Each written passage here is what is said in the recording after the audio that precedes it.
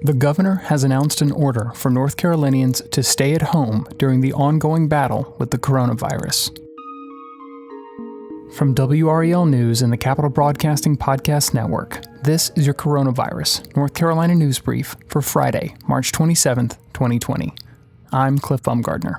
Here's the latest from WREL.com. Today, Governor Roy Cooper announced a statewide stay-at-home order for North Carolina.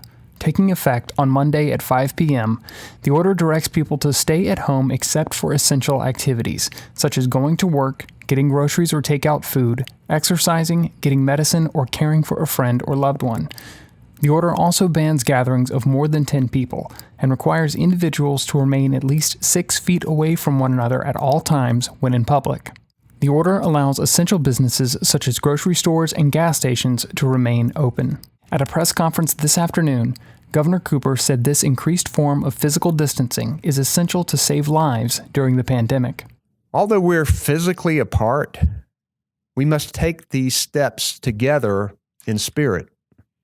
Even if you don't think you have to worry about yourself, consider our nurses and hospital staff, doctors, people who will be stretched beyond their capacity if we're unable to slow the spread of this disease. Earlier this week, several North Carolina counties, such as Orange and Mecklenburg, issued similar orders.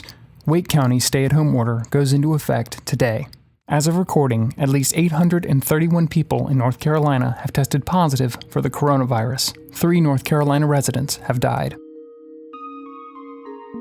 Since today's Friday, we wanted to end the show with something a little different. We know that everything going on right now, well, it's tough, and sometimes it can feel like there's not a lot of good to be had out there. But we also know that it's times like these when we see heroes emerge in our communities, sometimes in places you least expect. And here at WREL, we want to highlight these neighborhood heroes, tell their stories. Today, we have 2 stories sent in by listeners that we want to share. The first comes from Carrie Haney in Stedman, North Carolina, who wanted to tell us how teachers in her community went the extra mile for their students, even when school wasn't in session. So some of the teachers got together and they didn't want to get in the same cars, so they wanted to keep their distance. And they went around to pretty much the bus route. They were waving. They had made big signs that said, "We miss you, we love you." They were honking. So they kind of just honked the whole way through the neighborhood. So if you didn't know they were coming, you kind of came outside and kind of the first car came through and honked and kind of gave the kids a minute to get outside so they could wave, at their teachers. There was probably 30, maybe, cars in here. There was the PE teacher for the schools. The librarian was there. So it was just kind of a mixture of educators from the school. The kids all got on their bicycles and they kind of formed the corners. And so they would wave at the teachers. And the girl that had run up in my neighborhood made the teachers cookies. It was very touching.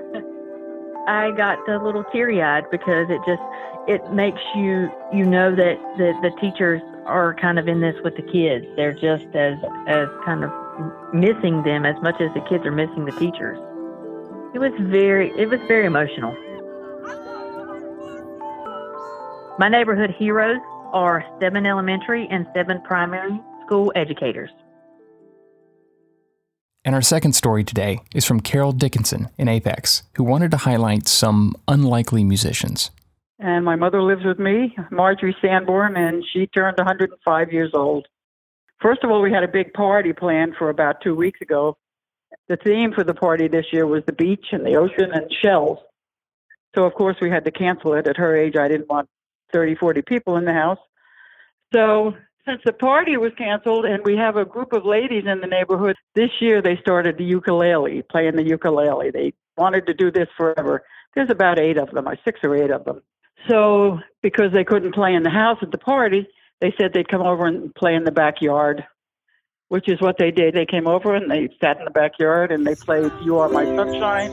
You are my sunshine, my only sunshine. You make me happy when the skies are red. And they played "Happy Birthday" twice, and my mother sat in the window and looked out the window. It was wonderful. Made her day. The things that people are doing are unbelievable. You know, it makes you definitely want to join in and do something good for somebody else.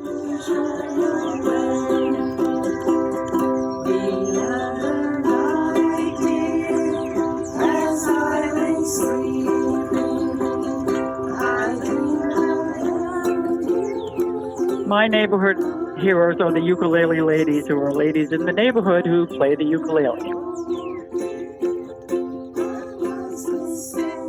If you have a neighborhood hero to share, please let us know.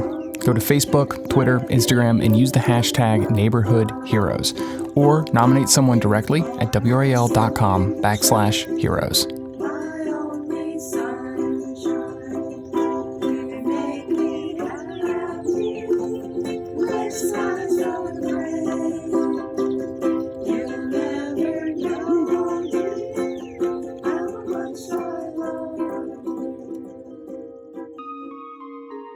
This has been your Coronavirus North Carolina News Brief for Friday, March 27th, 2020.